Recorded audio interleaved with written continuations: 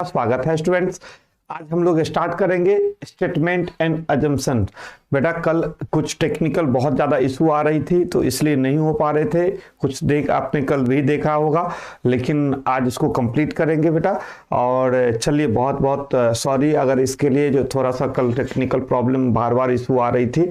तो चलिए बेटा, आज हम इस चैप्टर को स्टार्ट करेंगे। एक बार पहले इस चैप्टर को शेयर कर दें।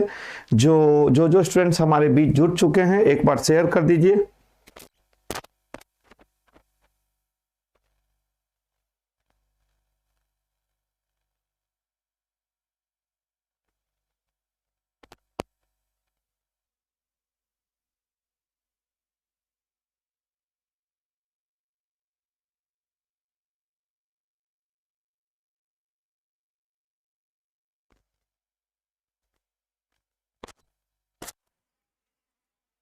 मैं भी शेयर कर रहा हूं, आप भी शेयर कर दीजिए।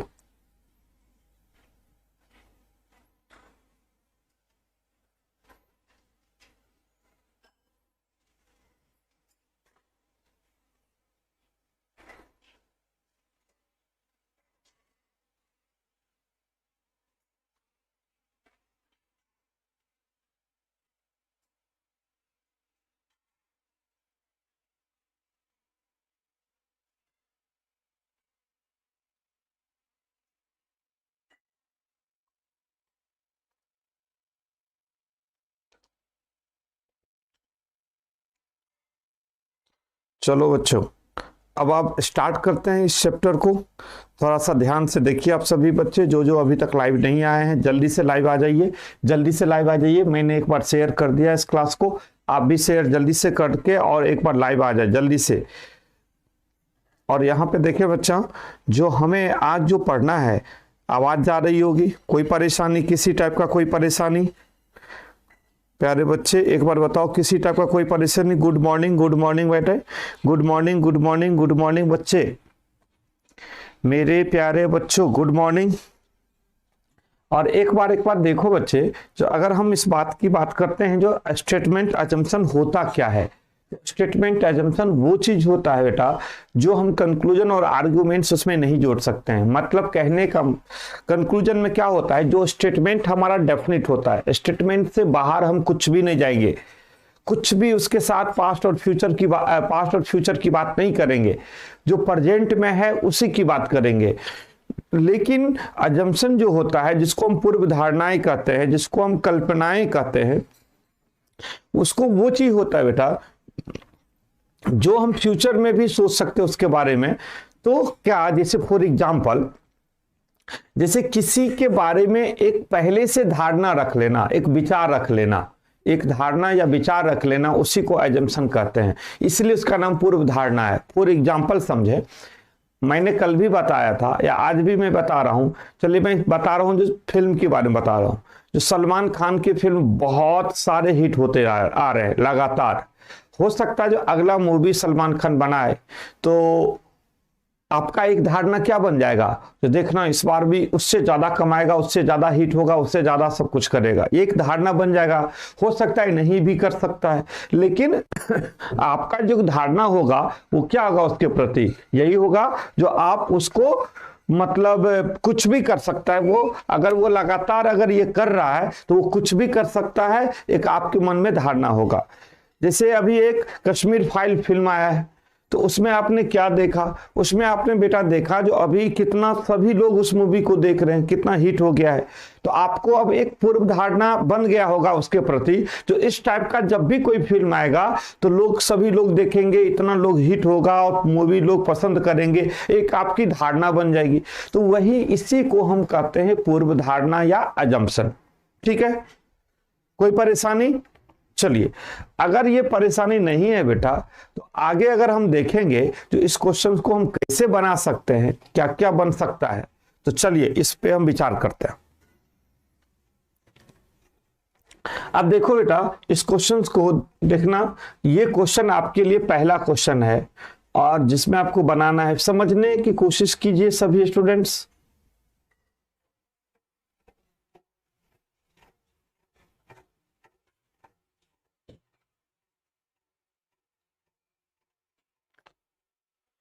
ठीक है,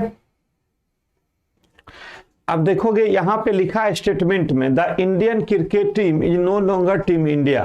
कहता है स्टेटमेंट में जो भारतीय क्रिकेट टीम अब टीम इंडिया नहीं है।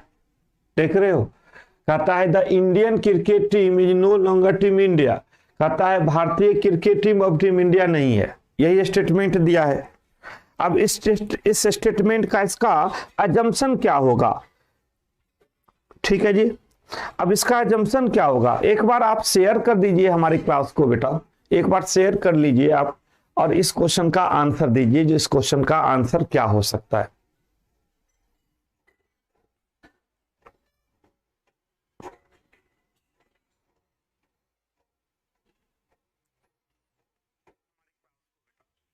शेयर कर लीजिए आप, और इस क्वेश्चन का आंसर दीजिए, जो इस क्वेश्चन का आंसर क्या हो सकता है। चलो अब यहां पे ध्यान से देखो क्या कहता है तो द इंडियन, देखो सबसे पहले स्टेटमेंट से बाहर नहीं जाना है, स्टेटमेंट पे ध्यान रखना है सारे बच्चे को। और जब हमें स्टेटमेंट पे ध्यान रखना है तो स्टेटमेंट हमारा क्या कहता है, पहला कहता है the Indian cricket team is no longer team India. अब देखो यहाँ पे बिल्कुल ध्यान से देखिए आप सभी, अब यहाँ पे कहता है the Indian hockey team should be the team India in future, नहीं, कहता है the Indian hockey team should be the team India. कहता है भारतीय हॉकी टीम अब टीम इंडिया होनी चाहिए। अब देखो एक मिनट यहाँ पे ध्यान से देख रहा बेटा, यहाँ पे कौन सा खेल के बारे में बताया है, हॉकी के बारे में बताया। यहाँ पे कौन सा खेल के बारे में बताया, हॉकी के बारे में बताया है। लेकिन स्टेटमेंट में कौन से खेल के बारे में बताया, क्रिकेट के बारे में बताया है। तो जब स्टेटमेंट में क्रिकेट कहा है तो उसका अजम्पशन हमारा क्या होगा बेटा, उसका जो पूर्व धारणाएं होगा वो क्रिकेट ही होगा। अच्छा एक बात और, एक स्टेटमेंट का बहुत सारे पूर्व धारणाएं हो सकता है, बहुत सारे उसके मन में आपके विचार आएंगे, तो कहोगे यह भी सही होगा, यह भी सही होगा। लेकिन हम यहां पे क्या है, जो पूर्व धारणाएं, जो हमारे अजम्पशन दिया हुआ होगा, दो दिया है ना, अब उसको देखना जो वो दोनों सही है या गलत है। होने के लिए एक स्टेटमेंट का बहुत सारे पूर्व धारणाएं हो सकते हैं जो आपके मन में भी होगा, लेकिन हमें उस पूर्व धारणाएं को नहीं रहना है, हमें इनमें जो दिया गया पूर्व धारणाएं हैं, इसमें जो अजम्पशन दिया गया है वो देखना है, जो उसमें गलत कौन है सही कौन है। मेरी बात समझ में आ गया। तो इसमें जो दिया है, जो the Indian cricket team longer team India, Hindi में देखो भारतीय क्रिकेट टीम अब टीम इंडिया नहीं है। तो कहता है भारतीय हॉकी टीम इंडिया होनी चाहिए। तो हॉकी के लिए कहा गया, कौन से खेल का कहा गया बेटा, हॉकी के लिए। इसलिए पहला स्टेटमेंट, जो पहला पूर्व धारणा है क्या हो गया, गलत हो गया। पहला पूर्व धारणा है क्या हो गया बेटा, गलत हो गया। क्यों गलत हो गया, क्योंकि इसमें चेंज है, स्टेटमेंट से जो पूर्व धारणाएं हैं वो चेंज हो गया, इसलिए। ठीक है जी। दूसरा देखो, दूसरा क्या कहता है, सेकंड क्या कहता है, सेकंड कहता है, पहले स्टेटमेंट पढ़िए, स्टेटमेंट में क्या कहा है, स्टेटमेंट में कहा है भारतीय क्रिकेट टीम अब टीम इंडिया नहीं है। तो कहता है द इंडियन क्रिकेट टीम में be expected team India in future. Yes, भारतीय क्रिकेट टीम से भविष्य में टीम इंडिया बनने की उम्मीद की जा सकती है। यस, तो हमारा क्या हो गया भाई, दूसरा नंबर सही हो गया। क्यों, अभी तो नहीं है। कहता है क्वेश्चंस में जो अभी भारतीय क्रिकेट टीम अब टीम इंडिया नहीं है, नहीं है, प्रेजेंट में नहीं है। तो जब अभी प्रेजेंट में नहीं है तो क्या फ्यूचर में बन सकता है, भविष्य में बन सकता है। यस, फ्यूचर है उसका। तो दूसरा क्या होगा, होगा। मान लो आप कहते हो ना, जो अरे धोनी अगर निकल जाएगा ना तो ये टीम इंडिया बिखर जाएगी, अभी उतना इंडिया का टीम अच्छा नहीं रहेगा। लेकिन आपका एक्सपेक्टेड क्या है, आप क्या सोचते हो, अगर हमारा कप्तान जो रोहित शर्मा बन जाएगा तो देखना वही आ जाएगा। तो आप एक एक्सपेक्टेड लगाते हो ना, जो अगर रोहित शर्मा क्रिकेट में अगर कप्तान बन जाएगा तो फिर वही बात आ जाएगी जो धोनी वाली बात थी। तो आपके मन में एक विचार आया ना क्रिकेट का, फ्यूचर के बारे में, ये बन सकता है, ऐसा हो सकता है। तो यही बात इसमें दिया है, इसलिए पहला गलत है और दूसरा सही है। इसलिए पहला गलत है और दूसरा सही है। जी नमस्कार जी, मनीष जी नमस्कार। ठीक है, चलो भाई, अब यहां पे चलिए आगे चले, पहला गलत दूसरा सही। अब अगला क्वेश्चन पे ध्यान दो। अगला क्वेश्चन क्या है? I want to be like my father Sachin Tendulkar. अब कहता है हिंदी में, मैं अपने पिता जैसे बनना चाहता हूं सचिन तेंदुलकर। अब ये स्टेटमेंट किसका है? सचिन तेंदुलकर का स्टेटमेंट है। किसका स्टेटमेंट है बेटा? सचिन तेंदुलकर का स्टेटमेंट है।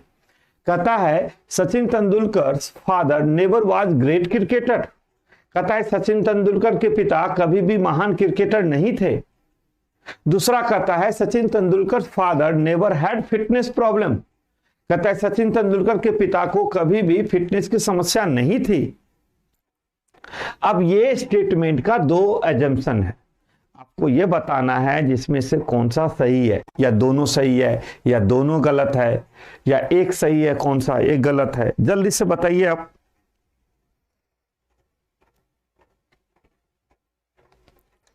ध्यान दीजिए और इस क्वेश्चन का आंसर दीजिए।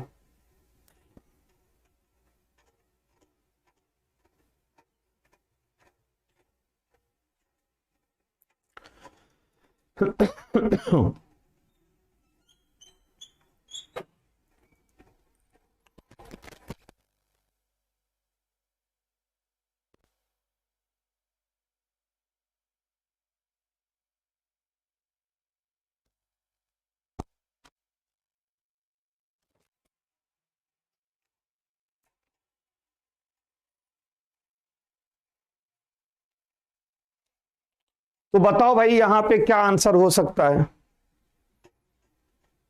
नहीं।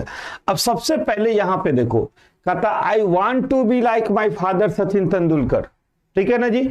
अब यहां पे मैं अपने पिता जैसे बनना चाहता हूं, कहता है सचिन तेंदुलकर का। तो इसका अजम्पशन देखो, कहता है Sachin Tendulkar fathers never was a great cricketer. कहता है सचिन तेंदुलकर के पिता कभी महान क्रिकेटर नहीं थे। अब एक बात बताओ, इस स्टेटमेंट में सचिन तेंदुलकर के फादर के बारे में कुछ भी नहीं लिखा है। आप स्टेटमेंट पे ध्यान देना। इस स्टेटमेंट में सचिन तेंदुलकर के फादर के बारे में कुछ भी नहीं लिखा है। इस स्टेटमेंट में देखते हो ना, सॉरी यहां पे इस स्टेटमेंट में सचिन तेंदुलकर के पिता के बारे में कुछ भी नहीं लिखा है। देख रहे हो, कुछ भी नहीं लिखा है जो सचिन तेंदुलकर के पिता क्या थे नहीं थे। तो जब तक स्टेटमेंट में नहीं दिया जाएगा तब तक हम उस पे अजम्पशन नहीं कर सकते हैं। हमें स्टेटमेंट में होना चाहिए, जिसका अजम्पशन है उसके बारे में स्टेटमेंट में होना चाहिए। अगर उसके बारे में स्टेटमेंट में कुछ नहीं दिया है तो हम उसको अजम्पशन कैसे कर सकते हैं, उसका हम पूर्व धारणाएं कैसे रख सकते हैं। तो यहाँ पे कहा गया है जो सचिन तेंदुलकर, मैं अपने पिता की तरह बनना चाहता हूं। ये बात कौन कह रहा है? सचिन तेंदुलकर। तो कहता है सचिन तेंदुलकर के पिता कभी भी महान क्रिकेटर नहीं थे। हमें कैसे पता चलेगा जो वो महान क्रिकेटर थे, या वो आपके इंजीनियर थे, डॉक्टर थे, फार्मर थे, टीचर थे, साइंटिस्ट थे? ये बात हमें कैसे पता चलेगा? हमें स्टेटमेंट से पता चलेगा, और स्टेटमेंट में कुछ भी नहीं दिया हुआ है। तो आपका जो बाहरी नॉलेज है उसको इस क्वेश्चंस में हम नहीं जोड़ने की कोशिश करेंगे।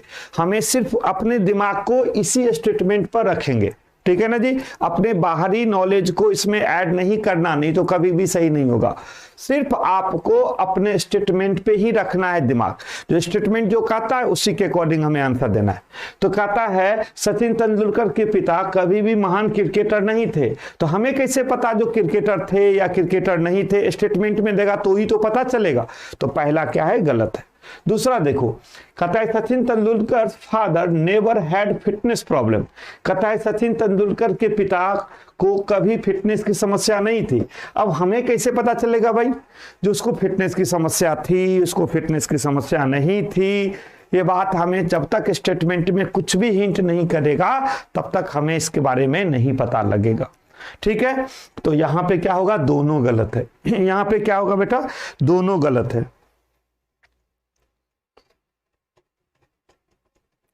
ठीक है जी। यहां पे क्या होगा? दोनों गलत है।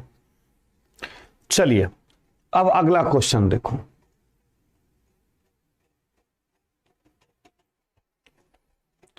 कहता है the investment made by mister x in the company why was a gamble. कहता है कथन में कंपनी वाई में श्री एक्स द्वारा किया गया निवेश एक जुआ था।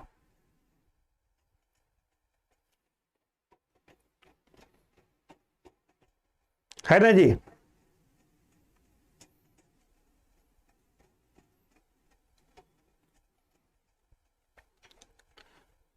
अब यहां पे क्या होगा, कहता है mister x earn by profit from the investment. दूसरा कहता है मिस्टर एक्स इनकरेज्ड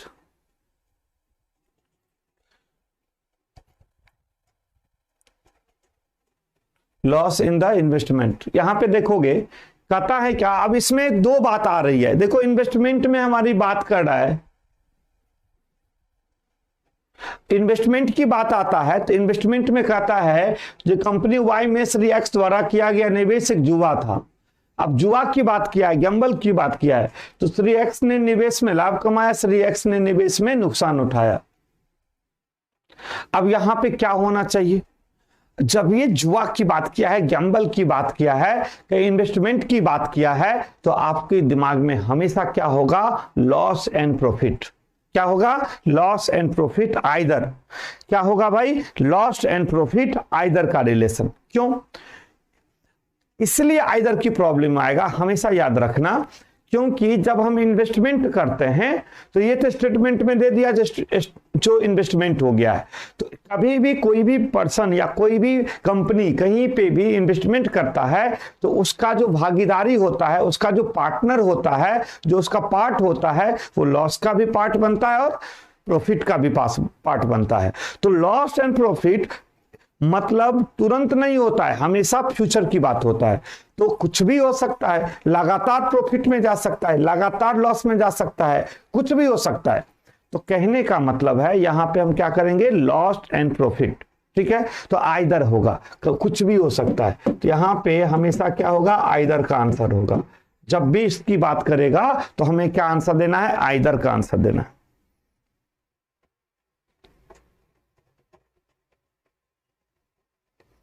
चलो भाई अगला क्वेश्चन देखो,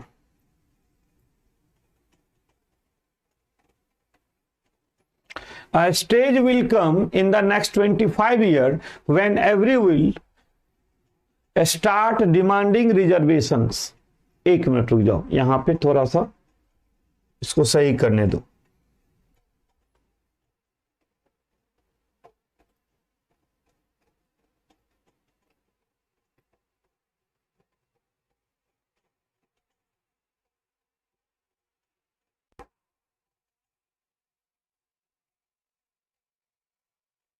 अब देखो यहां पे कहता है क्वेश्चंस में, stage will come in the next 25 years when everyone will start demanding reservation. कहता है अगले 25 वर्षों में ऐसा समय आएगा जब प्रत्येक व्यक्ति आरक्षण की मांग शुरू कर देगा। ये स्टेटमेंट है, देख रहे हो। अब इस स्टेटमेंट पे हमें देना है कंक्लूजन।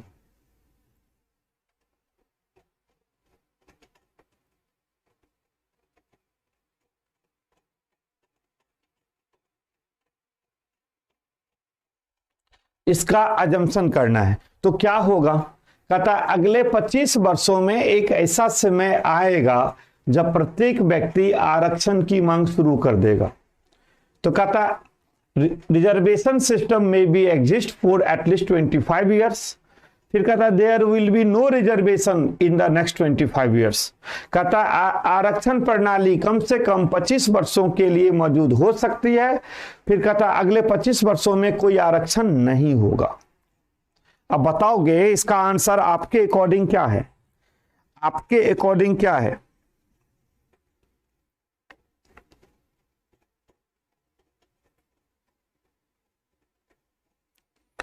नाइदर है। चलो भाई आप बताओ, और भी स्टूडेंट्स।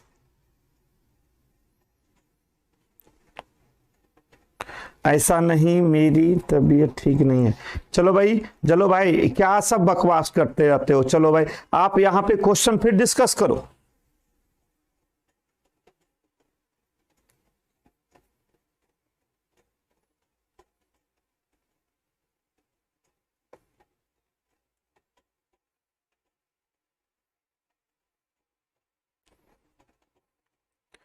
यहां पे देखिए क्वेश्चन कीजिए, जल्दी से क्वेश्चन बताइए, जो क्वेश्चन क्या हो सकता है इसका।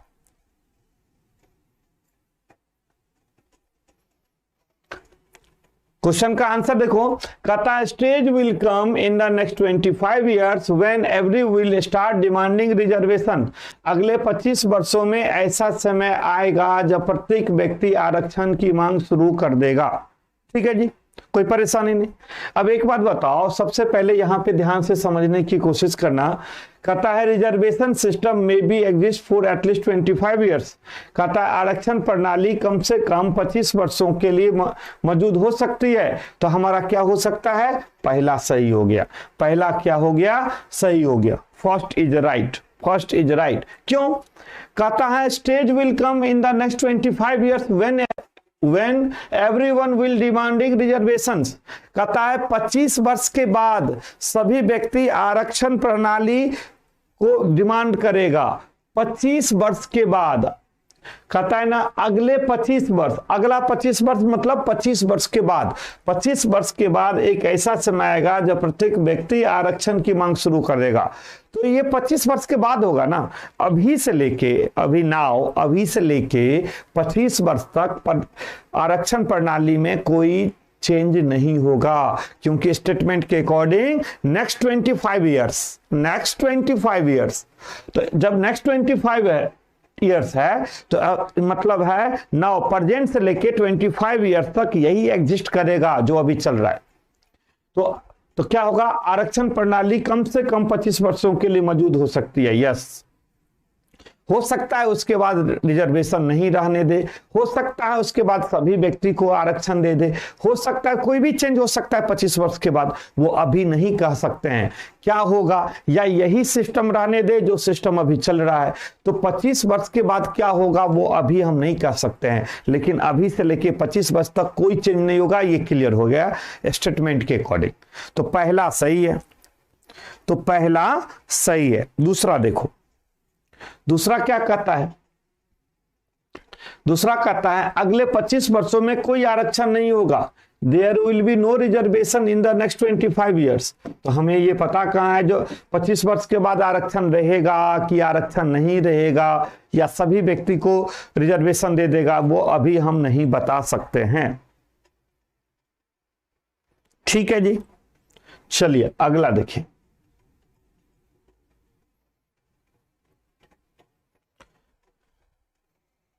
कहता है young generation is taking interest in joining non governmental organisation.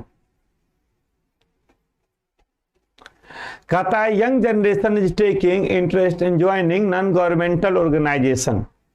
Assumption कहता है they want to do some social work and take some social responsibility. कहता है this is an easy way to earn money and fame for them.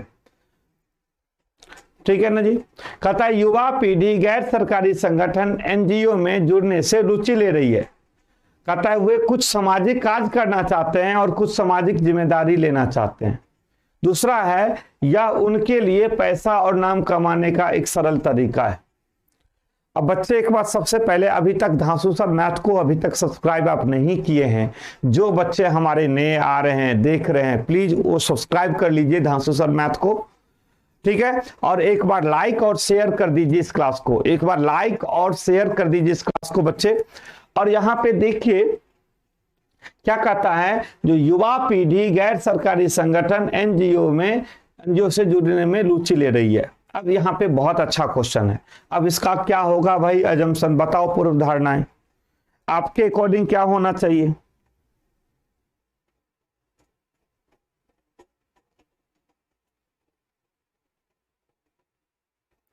आपके according क्या होना चाहिए।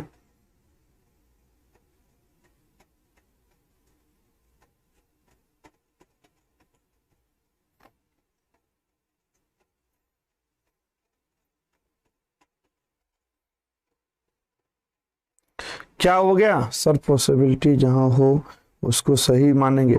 बजरंग बली कहते हैं जो जहां पे पॉसिबिलिटी हो वहां पर वो सही मानेंगे।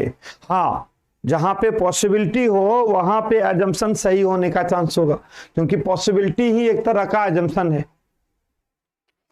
चलो अब इसमें देखोगे, युवा पीढ़ी गैर सरकारी संगठन एनजीओ में जाने में रुचि ले रही है। तो कहता है वे कुछ सामाजिक कार्य करना चाहते हैं और कुछ सामाजिक उत्तरदायित्व निभाना चाहते हैं। बिल्कुल सही। जो कोई भी एनजीओ, देखो एनजीओ का मतलब वो होता है जहां पे सिर्फ आप सेवा कर सकते हैं, जहां पे आप लोगों को सेवा कर सकते हैं निस्वार्थ भाव से, जहां पे आपकी कोई स्वार्थ नहीं हो, मतलब ना तो पैसा कमाने का, ना ही नाम कमाने का, ना दूसरों को दिखाने का, सिर्फ अपने मन से सेवा कर सकते हैं, वही रियल एनजीओ होता है। ठीक है ना। अब एनजीओ का मतलब यहां पे पहला दिया है,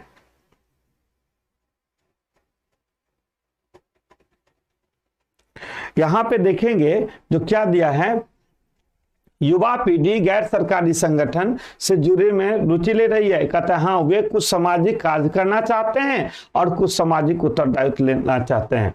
तो ये सही है। कहता है यह उनके लिए पैसा और नाम कमाने का सरल रास्ता है। बिल्कुल गलत। पहला सही है और दूसरा बिल्कुल गलत है। पहला सही है और दूसरा बिल्कुल गलत है। ठीक है जी।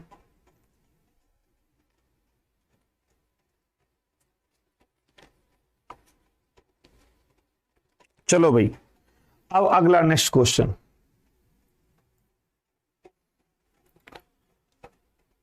अब देखोगे यहां पे क्वेश्चन में, इंग्लिश वाला में थोड़ा अरेंजमेंट में यहां पे फॉन्ट में प्रॉब्लम है, तो कोई बात नहीं, नीचे से देख लो। ऐसा लगता है कि फिल्म सेंसर बोर्ड आपत्तिजनक दृश्यों के लिए फिल्म को सेंसर करने के लिए गंभीर नहीं है। ऐसा लगता है कि फिल्म सेंसर बोर्ड आपत्तिजनक दृश्यों के लिए फिल्म को सेंसर करने के लिए गंभीर नहीं है। अब देखो ये कथन दिया है, तो इसका पूर्व धारणाएं हैं सेंसर बोर्ड को सभी फिल्म को पास करना होगा, अन्यथा कोई भी निर्देशक नई फिल्म नहीं बनाएगा। अब एक बात बताओ, जो सेंसर बोर्ड है जो फिल्म को पास करता है, grade A, grade B, grade C, किस लेवल की मूवी है, सामाजिक स्तर से, सोशल लेवल के अकॉर्डिंग हमारा ग्रेडिंग देता है। कौन देता है? सेंसर बोर्ड का काम ही है यही, ग्रेडिंग देना। तो यहाँ पे दिया है जो अगर ऐसा लगता है कि सेंसर बोर्ड आपत्तिजनक दृश्यों के लिए फिल्म को सेंसर करने के लिए गंभीर नहीं है, सेंसर बोर्ड सभी फिल्म को पास करना होगा।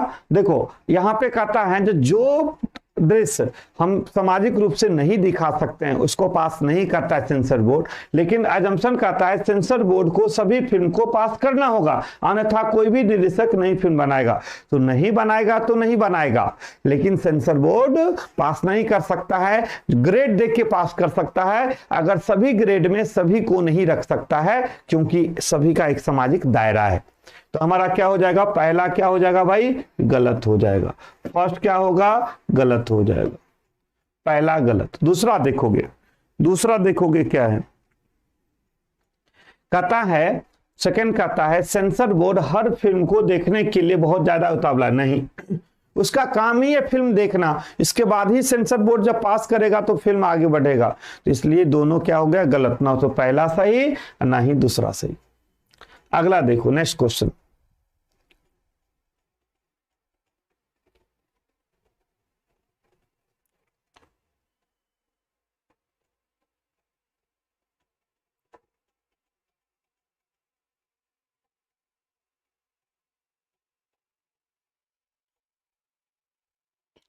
हिंदी पे ध्यान देना, इंग्लिश वाले में अरेंजमेंट थोड़ा सा आ रही है प्रॉब्लम, ठीक है ना। या वो भी तो सही है बट थोड़ा सा अरेंजमेंट में दिक्कत आ रही है फॉन्ट का। तो चलिए हिंदी वाले में देख लो, हिंदी का अरेंजमेंट सही है।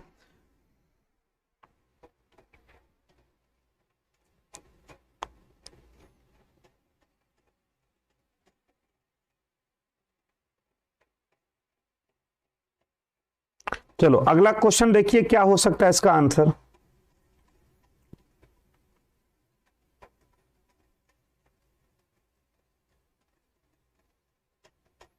चलो भाई इस क्वेश्चन को देखिए ध्यान से, क्या कहता है?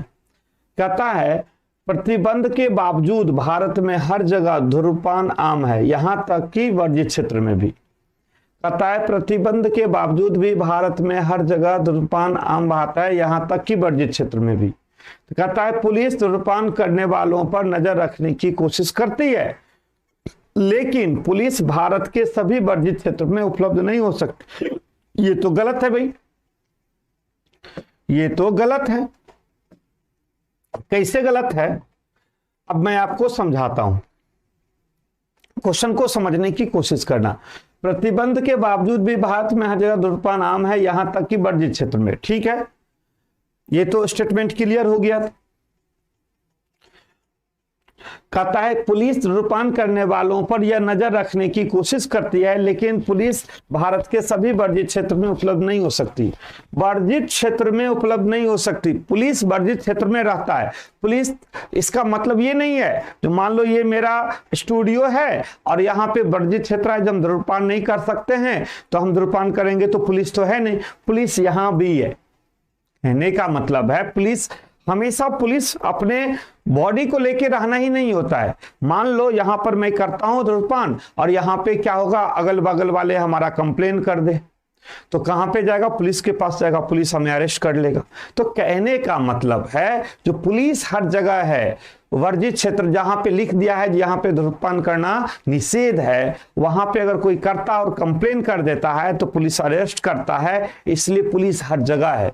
पुलिस का काम ये नहीं है जो पुलिस अपने वर्दी पहन के वहां पे खड़ा रहे। पुलिस का मतलब जो एरिया लिख दिया है, जो ये वर्जित क्षेत्र है, तो पुलिस ऑलरेडी रह गया है, क्योंकि कंप्लेन करने के बाद या कैमरा आजकल हर लगा दिया है, कैमरा में देखने के बाद उसे अरेस्ट कर सकता है। इसलिए क्या हो गया भाई, पहला गलत हो गया। ठीक है जी, तो उसके अकॉर्डिंग हमारा क्या हो गया, फर्स्ट इज रॉन्ग। दूसरा कहता है इसे आसानी से नहीं रोका जा सकता है, इसलिए लोग इसे सार्वजनिक स्थानों पर खरीद और उपयोग करते हैं। यह गलत। इस क्यों नहीं रोका जा सकता है, सरकार चाहे तो क्या नहीं कर सकता है, सरकार चाहे तो क्या नहीं कर सकता है, यहां पे दोनों गलत होगा। अब एक एग्जांपल मैं देना चाहता हूं अपने तरफ से। दिल्ली सरकार ने अभी जैसे पॉल्यूशन का सर्टिफिकेट जो व्हीकल वाले होते हैं, ड्राइविंग लाइसेंस या गाड़ी का आरसी, पहले क्या था 200, 150, 200 रुपया का चालान होते थे, तो लोग उसे इग्नोर करके चलो भाई नहीं भी है तो चला देते थे, चालान 150, 200 कट जाते थे। लेकिन दिल्ली सरकार ने उस चालान क्या कर दिया, 10,000 कर दिया। अगर आपके पास पॉल्यूशन का सर्टिफिकेट नहीं है, मतलब 60 या 70 रुपया में 4 महीना का बनता है। अगर हम व्हीकल की बात करें, अगर हम बाइक की बात करें, 70 रुपया में 4 महीना, मुश्किल से 16-17 रुपया पड़ गया भाई, ठीक है ना। अब उसके लिए 10,000 का चालान है। अब क्या करे, अब क्या करने लगा लोग, सबसे पहले ये देखता है जो मेरे पास सर्टिफिकेट है कि नहीं, नहीं तो बनवाता है फिर रोड पे आता है। तो सरकार चाहे तो क्या नहीं कर सकता है।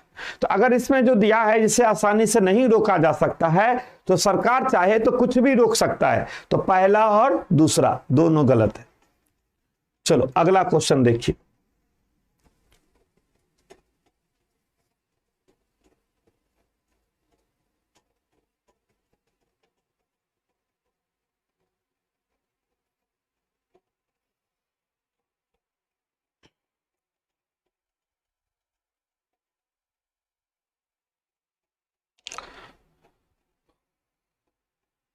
चलो भाई अगला क्वेश्चन देखो क्या हो सकता है।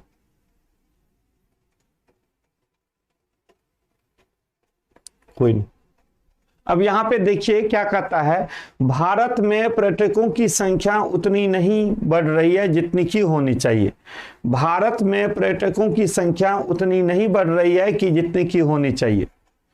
प्रधानायक कहता है वे भारत नहीं आना चाहते हैं क्योंकि प्रदूषण का स्तर बहुत अधिक है और तापमान दिन प्रतिदिन बढ़ता जा रहा है। अब देखो यहां पे, ठीक है जी, ध्यान से देख रहे हैं यहां पे, वे भारत नहीं आना चाहते हैं। कहता है भारत में पर्यटकों की संख्या उतनी नहीं बढ़ रही है कि जितनी की होनी चाहिए। अब यहां पे कहता है वे भारत नहीं आना चाहते हैं क्योंकि प्रदूषण का स्तर बहुत अधिक है और तापमान दिन प्रतिदिन बढ़ता जा रहा है। एक बात बताओ, एक बात आप बताइए, तापमान की वजह से कोई पर्यटक कहीं पे नहीं रुकता है। अब पहली बात यहां पे ध्यान देना, भारत की बात हो रहा है, यहाँ पे क्या है भाई, भारत की बात हो रहा है। तो भारत में सिर्फ दिल्ली नहीं है जिसमें तापमान हमेशा हाई रहता है, चेन्नई नहीं है जिसमें हमेशा टेम्परेचर हाई रहता है। इस भारत में जयपुर भी है, इस भारत में उत्तराखंड भी है, इस भारत में बेंगलोर भी है, इस भारत में मैसूर भी है, इस भारत में असम भी है। समझ में आ रहा है, सभी का टेम्परेचर अलग अलग है। तो टेम्परेचर भारत की बात किया है, कोई भारत के कोई खास स्टेट की बात नहीं किया है। पूरे भारत में टेम्परेचर अलग अलग स्थान पे अलग अलग होता है। ये नहीं होता अभी उत्तराखंड चले जाओ ठंड लगेगी, कहीं पे बहुत गर्मी लग रही है। तो सभी जगह का टेम्परेचर अलग अलग है, इसलिए टेम्परेचर किसी भी देश के लिए, कोई भी पर्यटक के लिए कोई मतलब नहीं रखता है। तो पहला गलत। तो क्या हो गया भाई, टेम्परेचर कहता है वे भारत नहीं आना चाहते हैं क्योंकि प्रदूषण का स्तर अधिक है और तापमान दिन प्रतिदिन बढ़ता जा रहा है। तो नहीं, ये हमारा गलत है। मान लो तब तो अमेरिका के जो भी अमेरिका का पीपल होगा, जो भी अमेरिका के लोग होंगे, वो कभी भी दक्षिण अफ्रीका नहीं जाएगा घूमने के लिए भाई, वहां तो टेम्परेचर बहुत अधिक रहता है। तो इसलिए टेम्परेचर से कोई मतलब नहीं है। ठीक है जी, पहला क्या हो गया, गलत हो गया। चलो दूसरा देखिएगा, दूसरा क्या कहता है, भारत घूमने के लिए अधिक सुरक्षित स्थान नहीं रह गया है। हाल ही के आतंकवादी हमलों के साथ साथ बलात्कार और लूट सैकड़ों भारत में डर से नहीं आ सकते हैं। हाँ, ये हो सकता है सही, ये दूसरा नंबर सही है। आतंक कहता है भारत घूमने के लिए अधिक सुरक्षित स्थान नहीं रह गया है। हाल ही के आतंकवादियों के हमले के साथ और बलात्कार और लूट के सैकड़ों मामले भारत में आने से डर सकते हैं। हाँ जी, ये हो सकता है, डर सकते हैं तो कहेंगे यस। तो पहला इसलिए गलत हो गया टेम्परेचर। दूसरा है जो हाँ, इससे लोग डर जरूर सकता है, जो कहेगा यार अभी अभी आतंकवादी हमला हुआ है, अब या वहां पे बहुत ज्यादा रेप की कोशिश होता है, तो वहां पे पर्यटक नहीं आते हैं, डर बन जाता है। अगर आप मान लो हमें ही किसी स्थान पे जाना हो, मान लो अभी हमें यूक्रेन जाना हो या अभी हमें रसिया जाना है, यूक्रेन जाना है, अभी हम डरेंगे ना, यूक्रेन नहीं जाएंगे भाई, वहां तो हमें अभी हो सकता है जो रसिया हमला कर दे, तो डर बन गया ना। तो वहां ऐसा कंडीशन में डर बन सकता है, लेकिन टेम्परेचर कोई मतलब नहीं रखता। इसलिए पहला गलत है और दूसरा सही है। पहला गलत है और दूसरा सही है। ठीक है जी, चलिए अगला क्वेश्चन देखिए। नेक्स्ट क्वेश्चन पे ध्यान दीजिए।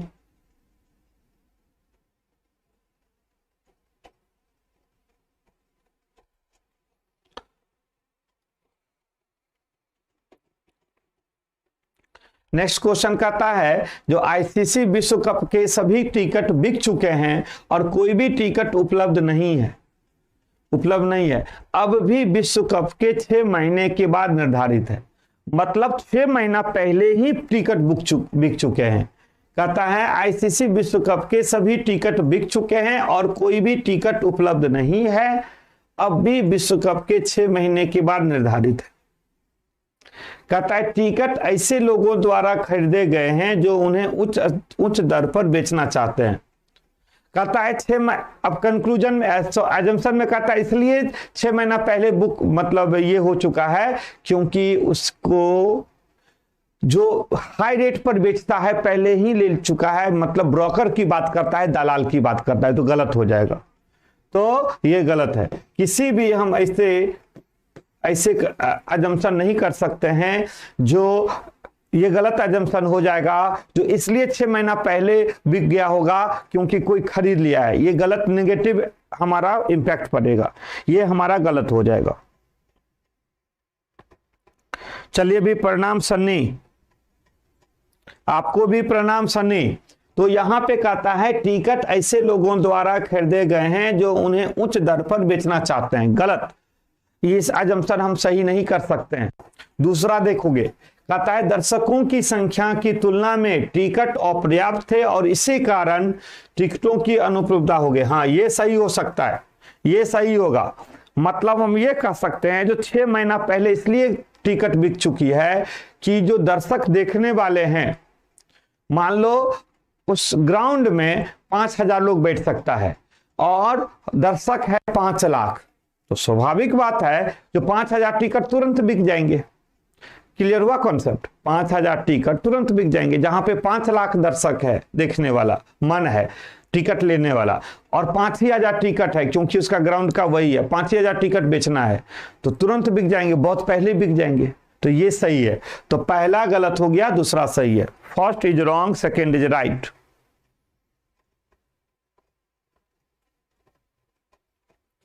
Thank you ji Sunny. चलिए अगला क्वेश्चन देखो, नेक्स्ट क्वेश्चन देखिए।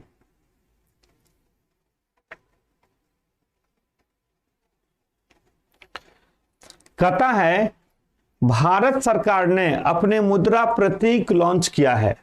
मुद्रा प्रतीक का मतलब करेंसी सिंबल, यहां पे ध्यान देना, करेंसी सिंबल, ठीक है ना। भारत सरकार ने अपना मुद्रा प्रतीक चिन्ह लॉन्च किया है, ठीक है।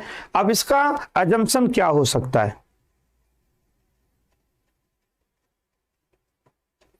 चलिए भाई, क्या हो सकता है?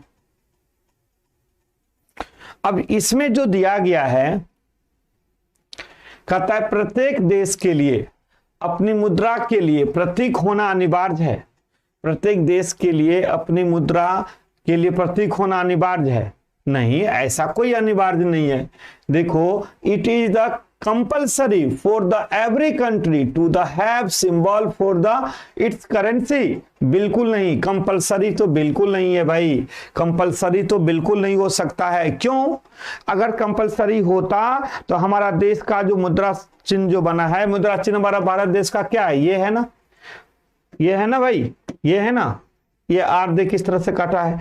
याद रखना कौन बनाया था? आईआईटी खड़गपुर का एक स्टूडेंट बनाया था, नाम याद रखना, बराबर जीएस की क्वेश्चन पूछता है, ठीक है। चलो, तो अगर कंपलसरी होता तो 1947 में जब देश हमारा आजाद हुआ था तो उसी समय करेंसी सिंबल बन जाता हमारा देश का, लेकिन अभी बना है, जिसका मतलब कोई कंपलसरी नहीं है। तो पहला क्या हो गया भाई? गलत हो गया। दूसरा देखो, भारत अपने पड़ोसी देशों में नंबर 1 बनना चाहता है, क्योंकि कोई नहीं पड़ोसी देश के पास इसकी मुद्रा प्रतीक है, मतलब किसी के पास मुद्रा प्रतीक नहीं है। अरे भाई, नंबर 1 सिर्फ करेंसी सिंबल बनाने से नहीं होता है, करेंसी बनाने से होता है, सिंबल बनाने से नहीं होता है। करेंसी अगर आप सबसे ट्रिलियन बिलियन में हो तो ही नंबर 1 बन सकते हो, करेंसी से बनेगा, सिंबल बनाने से कुछ नहीं, नंबर 1 पड़ोसी देश से बन सकते हैं। समझ में आया? यस या नो? तो क्या होगा भाई? तो दूसरा भी गलत हो गया, पहला भी गलत है और दूसरा भी गलत है। क्लियर है? नाइदर होगा।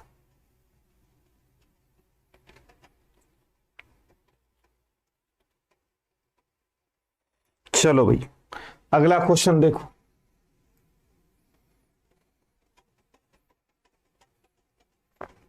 यहां पे देखिए,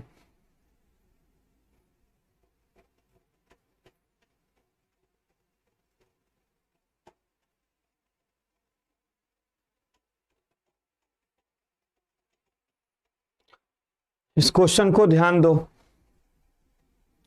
कहता है भारत के कुछ राज्यों की जनसंख्या कुछ देशों की जनसंख्या से अधिक या बराबर है। ध्यान देना, भारत के कुछ राज्यों की जनसंख्या कुछ देशों की जनसंख्या से अधिक या बराबर है, ये स्टेटमेंट कहता है। तो अजम्पशन क्या कहता है? भारत के कुछ राज्य शक्ति के मामले में कुछ देश के बराबर आ गए हैं, कहता है। दूसरा कहता है इन देशों का क्षेत्रफल भारतीय राज्यों के क्षेत्रफल से छोटा है। बताइए क्या हो सकता है? आपके अकॉर्डिंग क्या आंसर होगा?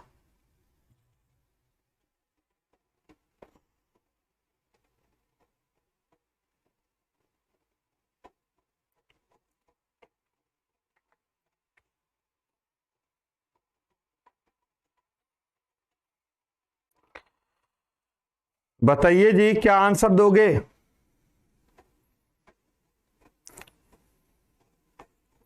Both wrong. अंकित का कहना है दोनों गलत है, अनामिका के कहना है नाइदर, दोनों गलत है। जय बजरंगबली नाइदर, सर फर्स्ट होगा। सनी का कहना है, अनामिका का कहना है नाइदर।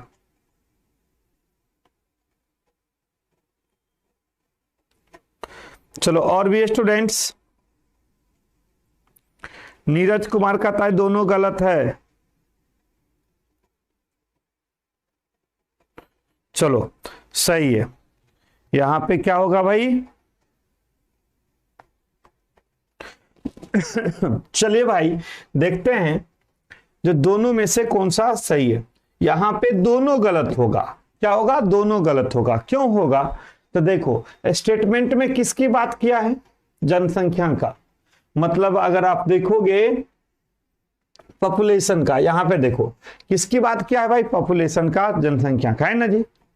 लेकिन जो हमारा अजम्पशन किया गया है, पूर्व धारणाएं दिया गया है, तो कहता है भारतीय कुछ राज्य में शक्ति, पावर, जो हमारा पहला अजम्पशन है वो किसके लिए कहा गया भाई? Some Indian have the per some countries no the power. Power की बात किया है, इसमें शक्ति की बात किया है, इसमें जनसंख्या की बात किया है, इसमें पावर, शक्ति की बात किया है। तो मैंने कहा जब स्टेटमेंट से ही मैच नहीं हो तो उसका पूर्व धारणाएं कैसे हो सकता है? तो पहला गलत। दूसरा देखोगे जो स्टेटमेंट में जनसंख्या की बात किया है और दूसरा में क्षेत्रफल की बात किया है, एरिया की बात किया है। किसका बात किया है बेटा? एरिया की बात किया है, यहां पे क्षेत्रफल की बात किया है। जब स्टेटमेंट में जनसंख्या है तो इसका अजम्पशन भी जनसंख्या पे होना चाहिए, या दूसरा भी जनसंख्या पर ही अजम्पशन होना चाहिए। एक पर दे दिया क्षेत्रफल पर और दूसरा दे दिया शक्ति पे, जबकि स्टेटमेंट में जनसंख्या पे है। इसलिए दोनों क्या है? गलत है। इसलिए दोनों क्या है? गलत है।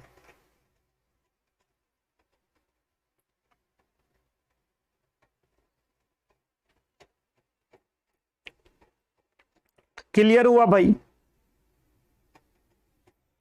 चलिए अगला क्वेश्चन।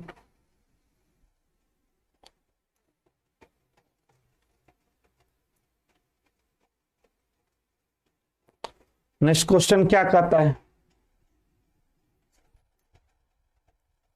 कहता है क्वेश्चंस में ध्यान से देखिए, एक संस्थान ने अपने स्वर्ण जयंती कार्यक्रम पर कुछ अपने छात्र को आमंत्रित नहीं किया।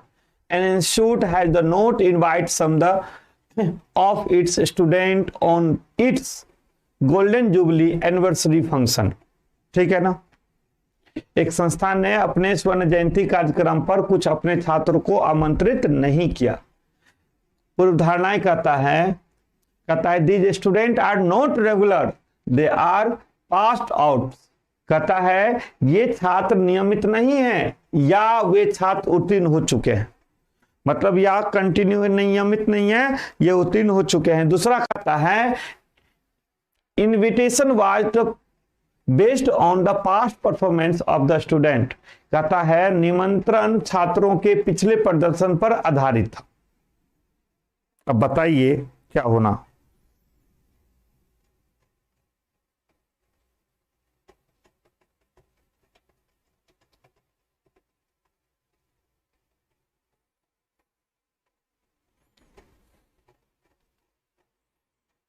क्या होगा भाई? क्या होना चाहिए? चलो भाई अब देखो यहां पे, अब देखो एक संस्थान ने अपने स्वर्ण जयंती कार्यक्रम पर कुछ अपने छात्र को नियमित कहता आमंत्रित नहीं किया। कहता ये छात्र नियमित नहीं है, ये छात्र उत्तीर्ण हो चुके हैं। तो ये कह सकते हैं पहला सही है, क्योंकि मान लो कि कहीं फंक्शन है किसी कॉलेज में, बहुत सारे पास्ट स्टूडेंट होंगे तो उसको इनवाइट नहीं करेगा। जो रेगुलर स्टूडेंट होगा उसको इनवाइट करेगा, और जो पास हो चुके हैं 5 साल 10 साल 20 साल पहले उसको पास बुलाएगा नहीं। तो पहला हो गया गलत, पहला सही है। कहता निमंत्रण छात्रों के पिछले प्रदर्शन पर आधारित था। नहीं, किसी का जो कोई भी फंक्शन होता है वो पिछले मतलब परफॉर्मेंस के बेस पे नहीं किया जाता है। ठीक ना? प्रेजेंट में है, जो स्टूडेंट आना चाहते हैं वो आ सकता है। तो पहला सही है, दूसरा गलत है। पहला सही है, दूसरा गलत है। ठीक है जी। चलिए तो आज आपने देखा, बहुत कुछ देखा, बहुत कुछ समझा, सीखा, और इसी तरह से हम रेगुलर क्लास लेते रहेंगे तो बहुत कुछ सीखते रहेंगे। इसको भी बाद में बहुत सारे क्वेश्चन लाते रहेंगे। आप हमारे साथ परमानेंट जुड़ते रहिए। बीच बीच में जैसे यही एजम्पशन पढ़ाए तो फिर अदर फिर क्वेश्चन ला के फिर पढ़ाते रहेंगे। हमारे साथ रेगुलर बेस पर रहिए, आपको बहुत कुछ सीखने वाले होंगे आप सभी स्टूडेंट्स। बस एक ही रिक्वेस्ट है आप सभी से, जो प्लीज जो आपको अगर अच्छा लगे तो शेयर भी किया कीजिए, दूसरे को बताया भी कीजिए, और धांसू सर मैथ्स पर सब्सक्राइब कर लीजिए जो प्यारे बच्चे अभी तक सब्सक्राइब नहीं किए हैं। टाइम से आइए, हमारे साथ जुड़िए और कॉन्सेप्ट पढ़िए और अपना प्रैक्टिस कीजिए, रिजल्ट लीजिए। ऑल द बेस्ट स्टूडेंट, फिर मिलते हैं अगले क्लास में।